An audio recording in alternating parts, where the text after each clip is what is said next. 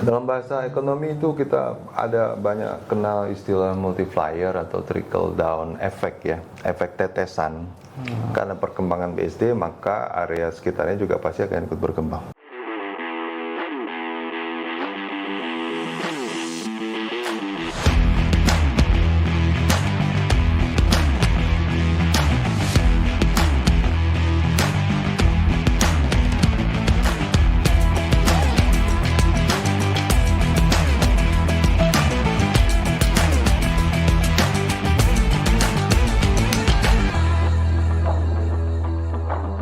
Halo teman Rumah 68, balik lagi di channel YouTube kita, Media Online Property. Kali ini kita lagi ada di perumahan Spring Hill Yume Green. Nah, kenapa kita ada di sini? Kawasan di sekitar BSD seperti di Parung Panjang, di Legok, di Cisauk, termasuk di Rumpin, perkembangannya itu pesat banget gitu. Flyover di Cisauk dan proyek Serpong Balaraja itu tuh bikin daerah di sekitar BSD dan BSD itu sendiri tuh jadi kayak nggak ada jarak lagi gitu. Nah, salah satu hunian pilihan rumah 68 yang bisa jadi pilihan buat teman-teman juga nih yang lagi cari rumah di sekitar BSD atau dekat BSD itu adalah Spring Hill Yume Green. Nah, untuk mengetahui lebih banyak, sekarang kita udah bersama dengan manajer marketing Spring Hill Yume Green, Pak Joko. Halo. Selamat sore, Pak. Selamat sore. Sehat, Pak? Sehat, alhamdulillah. Selalu sehat, selalu baik. Alhamdulillah. Pak Joko ini manajer marketing di Spring Hill Yume Green dan Spring Hill Yume Lagoon. Betul sekali. Oh iya. Betul. Nah, jadi teman Rumah 68 yang dengerin ini nih, pasti dapetin informasinya itu valid banget gitu. Jadi ya, simak sampai selesai nih obrolan kita. Nah, jadi banyak dari pembaca kita nih Pak yang nanya-nanya nih Pak rekomendasi perumahan dekat BSD.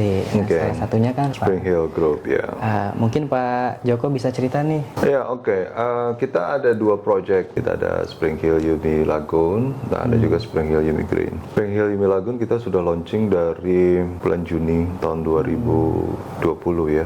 Jadi udah running kurang lebih jalan 4 tahun ya. Nah, kemudian tahun lalu karena suksesnya Spring Hill Yume Lagoon, partner kami, karena kami mengembangkan proyek ini berdua nih Mas. Oh, ya, berdua. Ya, Spring Hill Group dengan partner dari Jepang, Hankyu Hansin Properties Corporation namanya.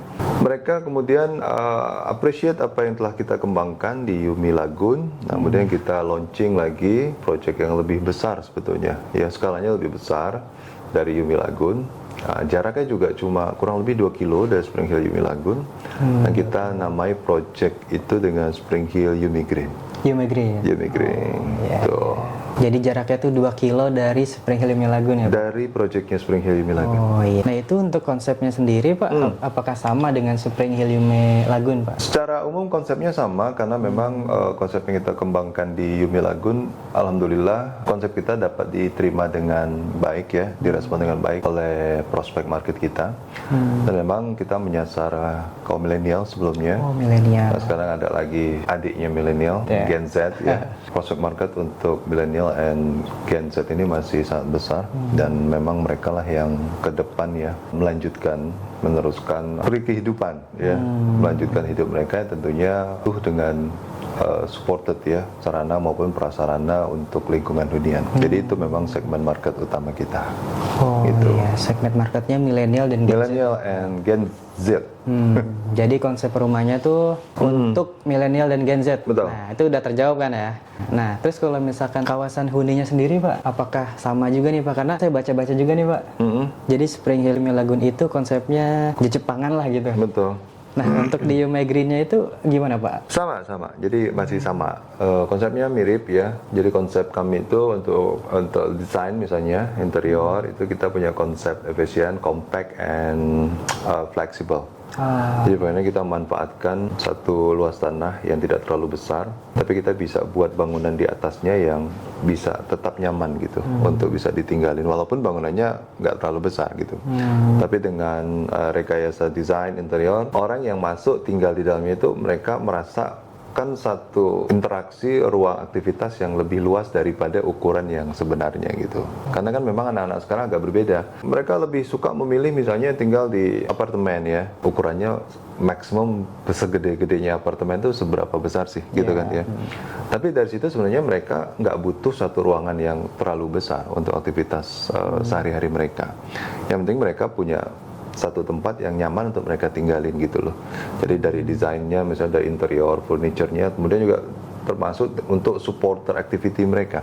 Misalnya smart home-nya atau juga ada wifi untuk internet ya, work from home dan sebagainya. Itu lebih mereka butuhkan ketimbang suatu bangunan yang besar, yang megah, yang luas. Saya pikir eranya sudah agak berubah dari generasi orang tua kita ke adik-adik kita sekarang. Tren properti 2024 tuh kayaknya bakal mengarah ke sana ya Pak ya. Jadi Harusnya begitu. rumahnya tuh minimalis, harganya juga ya terjangkau lah buat milenial gitu ya. Harus begitu, karena kalau sekarang kan di daerah perkotaan khususnya ya, untuk area berkembang itu harga tanah karena makin minim ketersediaannya tentunya akan sangat mahal kan. Jadi kita nggak bisa lagi menggunakan tanah-tanah besar untuk kita develop, karena nanti dampaknya akan ke nilai harga jualnya terlalu tinggi gitu. Di sisi lain kemudian itu juga tidak menjadi satu urgency needs untuk target market kita, untuk milenial. Milenial nggak butuh rumah besar. Ya. Ya, milenial justru butuh satu rumah yang compact aja, yang efisien aja, yang fleksibel, tapi mereka ngerasa cozy atau nyaman gitu tinggal di dalamnya. Iya. Nah, gitu. Dan kalau bisa tuh kemana-mana tuh deket gitu. Betul. Iya. Betul. Ya wajar aja sih ya kalau banyak yang nyari ya rumahnya deket BSD gitu. Dekat dengan life convenience mereka, jadi supported untuk kenyamanan hidup mereka, fasilitas, ya, fasilitas pendidikan, fasilitas untuk bekerja, fasilitas untuk rekreasi, untuk belanja, untuk bersosialisasi, hal seperti itu. Oh iya iya. Ya, Jadi kayak yang misalkan kerjanya nih di mana BSD di Tangerang gitu kan. betul. Masih terjangkau lah daerah-daerah Cisauk. Sangat terjangkau sih kalau Cisauk sih. Sangat terjangkau. Iya, apalagi udah ada flyover gitu. Ya, kalau Yume-Green yang di Rumpin juga itu masih terjangkau juga sih kalau menurut saya. Masih sangat pribadi terjangkau, betul. Karena dari lokasi Yumi Lagun yang saat ini kan cuma 2 kilo. 2 kilo. Yumi Lagun itu dari stasiun Cisauk cuma 4 kilo. Berarti Yumi Green sekitar 6 kilo. Kemudian dari akses tol Serbaraja yang ada di samping Ayon, itu Yumi Lagun cuma kurang lebih 6 kilo. Berarti Yumi Green kan cuma sekitar 8 kilo. Jadi itu masih sangat worth it ya untuk accessibility toll road, jalan tol ya, itu masih sangat worth it untuk bisa kita akses gitu. Apalagi yang tadi Masnya bilang kan di stasiun Cisauk udah ada flyover. Ya, Karena itu dulu memang jadi satu hambatan utama ya orang untuk mengakses kecamatan Cisauk gitu. Banyak yang nggak terlalu suka karena kemacetannya. ya. Tapi dengan kondisi sekarang sudah ada flyover, alhamdulillah Desember kemarin sudah mulai beroperasi. Nah, sekarang akses mobility-nya dari dan keluar Cisauk itu menjadi hampir nggak ada kemacetan lagi. Mau pagi, siang, sore, malam saya udah coba di situ ya, hampir tidak ada kemacetan. Business opportunity buat kami ya, buat pengembang. Saya rasa bukan cuma Spring Hill aja, tapi hampir banyak sekali pengembang yang berpikir ke depan bahwa area Cisauk ini merupakan future dari development BSD. Yang kita tahu ada developer besar juga sudah masuk dekat stasiun ya. Kemudian beberapa developer juga mengembangkan beberapa proyek di Cisauk dan di sekitar Cisauk gitu. Nah, ini area Sunrise namanya ya. Sunrise itu area yang sedang tumbuh gitu. Kalau matahari itu sedang terbit di pagi hari dan dia akan terus berkembang. Ini sangat disupport oleh keberadaan BSD itu sendiri. Ya. Jadi yang kita tahu bahwa batasan Kecamatan Cisauk dengan BSD itu adalah CBD-nya BSD, Central Business District-nya BSD. Kemudian kita juga punya TOD di situ, ada Transit Oriented Development, ya stasiun intermodanya BSD, yang ada stasiun kereta api dan juga ada moda transportasi darat ya, ada shuttle bus dan sebagainya gitu. Oh, di shuttle bus juga. Ada shuttle bus.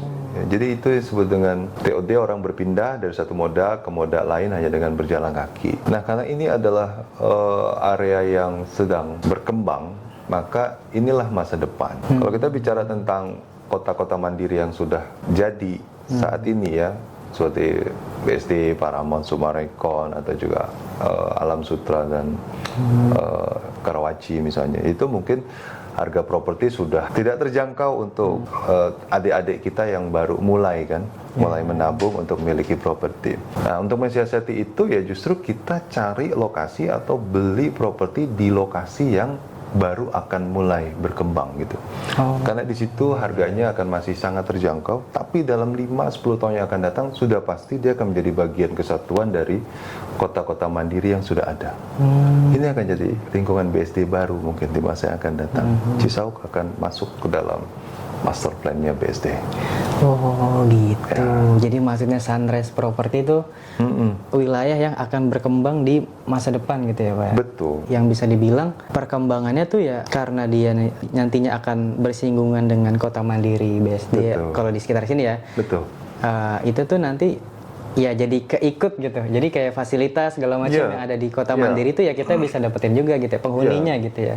Dalam bahasa ekonomi itu kita ada banyak kenal istilah multiplier atau trickle down effect ya, efek tetesan. Karena perkembangan BSD maka area sekitarnya juga pasti akan ikut berkembang. Ya seperti Jakarta dulu mungkin era 60-70-an mulai berkembang ya. Maka satelitnya Jakarta mau nggak mau juga dia akan kena tetesannya gitu. Depok berkembang, Tangerang, Bekasi, ya sekitar Jakarta. Itu udah hukum alamnya pengembangan kota dan wilayah, kayak gitu lah kira-kira. Ada juga yang nanya kayak konsep di perumahan di Cisauk tuh yang menawarkan kawasan yang di Jepangan itu Spring Hill aja atau ada juga Pak di sekitar sini gitu? Ada beberapa ya yang kami tahu, yang pengembangnya memang pengembang dari Jepang yang bekerja sama dengan Spring Hill ya. Artinya kami sendiri memang partner kami itu pengembang yang memang betul-betul berasal dari Jepang gitu. Jadi Hankyu Hanshin Properties Corporation ini pengembang yang terbesar di Kansai. Kansai ini salah satu pulau besar di Jepang dengan 3 kota area operasional di sana. Ada Kobe, Kyoto, dan Osaka. Ya, mereka yang terbesar di sana. Dan kalau saya bisa share sedikit pun di Indonesia mereka juga salah satu yang terbesar. Karena tahun lalu 85% saham dari Central Park milik Agung Podomoro Land ya itu sudah diakuisisi oleh partner kami. Begitu juga mereka memiliki saham konsorsium di Plaza Indonesia, di FX Sudirman, kemudian di BSD juga mereka punya proyek perumahan Zora yang mungkin orang BSD tahu, betul. Di Sentul City juga mereka punya proyek Opus Park, dan selain itu mereka juga punya bisnis logistik yang berbasis di Cibitung di MM 2100. Jadi partner kami ini pengembang properti yang origin dari Jepang dan yang terbesar di Jepang gitu. Nah, yang sekitar Cisauk banyak yang model ala-ala Jepang, tapi saya tidak tahu pasti ya apakah pengembangnya memang pengembang dari Jepang atau pengembang lokal yang hanya memiliki konsepnya ala-ala Jepang gitu. Jadi itu bedanya. Oh, jadi itu pembedanya ya Pak? Gitu guys. Jadi di cross check by detail tentang pengembangnya siapa. Karena kalau cuma dari luar kelihatan, oh ini desainnya oriental ya, oh ini Jepang ya. Tapi kan belum tentu pengembangnya itu origin memang developer Jepang gitu. Iya kan? Gitu. Berarti kalau Spring Hill Immigrant itu pengembangnya emang asli dari Jepang dan memang asli dari Jepang. Dan udah track recordnya tuh udah berpengalaman ya Pak di bidang properti. Hankyu Hanshin Properties Corporation itu di Jepang mungkin saat ini sudah 77 tahun dia. Ya, sedangkan grupnya sendiri Hankyu Hanshin Holding itu sudah lebih dari 100 tahun. Di Jepang. Lama banget itu udah. Jadi sejak Nagasaki dan Hiroshima dibom itu mereka sudah ikut merekonstruksi Jepang, membangun Jepang. Iya, berarti kalau kayak gitu sih pasti legalitas tuh aman ya Pak. Nah ini yang spesifik ya. Jepang itu tidak pernah mau bekerja atau menjalani suatu hal yang tidak clear and clean di permission, di perizinan gitu. Jadi apapun dengan mereka harus memiliki dasar legalitas yang sah dan jelas gitu. Baru mereka mau berbisnis menjalankan bisnis mereka dengan partner mereka. Oh iya, gitu. Harus jelas dulu tuh ya. Pasti.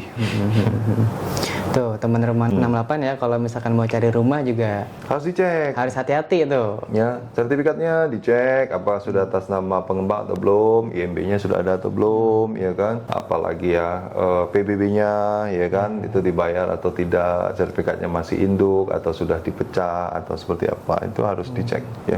Keberadaan sertifikatnya ada di mana. Itu harus dicek ya. Iya. Soalnya sekarang tuh banyak Pak yang kayak iming-iming lah kayak Iya. wah ini rumahnya murah gitu, Iya. terus akan dibangun secepatnya gitu. Iya, tapi belum dibangun. Udah 2 tahun kok belum ada Nah, gitu. Itu bedanya. Kita tidak membangun menunggu penjualan. Beda kita dengan developer lain. Jadi ada beberapa klaster di belakang yang belum kita pasarkan pun itu sudah kita bangun. Karena kita memang memenuhi jadwal pembangunan dengan partner kita. Jadi kita udah ada inline schedule-nya gitu, kapan fase 1 dibangun, fase 2 dibangun, fase 3 dibangun. Dan tidak menunggu penjualannya laku dulu baru dibangun gitu. Ya karena dengan partner Jepang ini capital cash flow-nya memang luar biasa. Kita tidak mengembangkan ini dari hasil penjualan. Tapi memang kita mengembangkan ini dari hasil joint capital yang sudah disepakati gitu. Jadi ngebangun ini udah ada uangnya dulu. Baru kita bangun. Setelah itu baru kita jualan.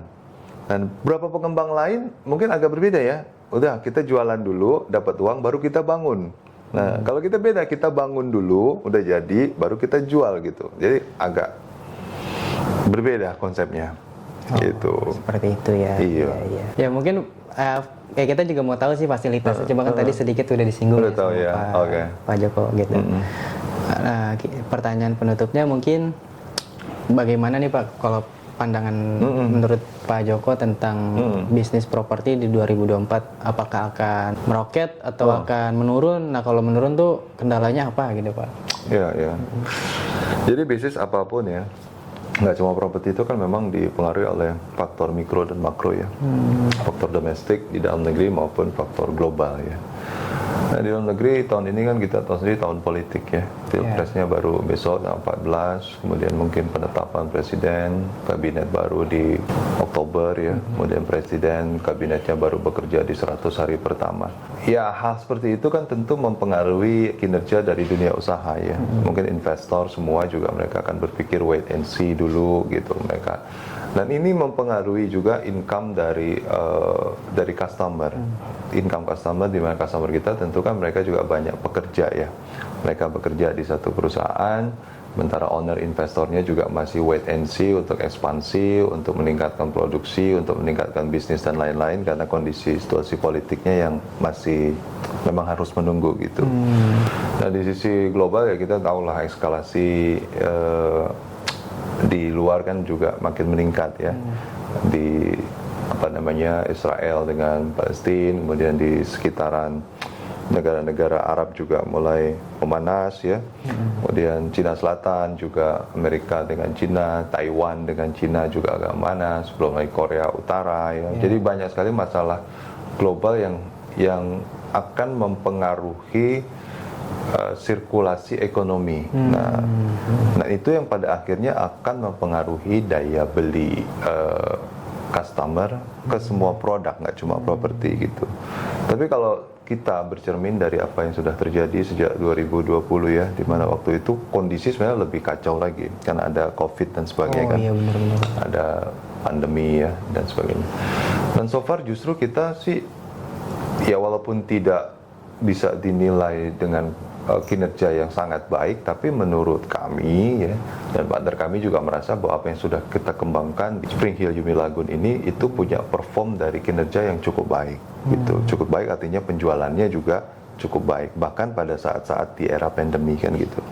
Jadi harusnya walaupun tadi saya jelaskan ini tahun politik di dalam negeri, kemudian juga ada masalah eskalasi konflik di global di luar, tapi harusnya kondisi ini masih lebih baik daripada kondisi pandemi yang sebelumnya.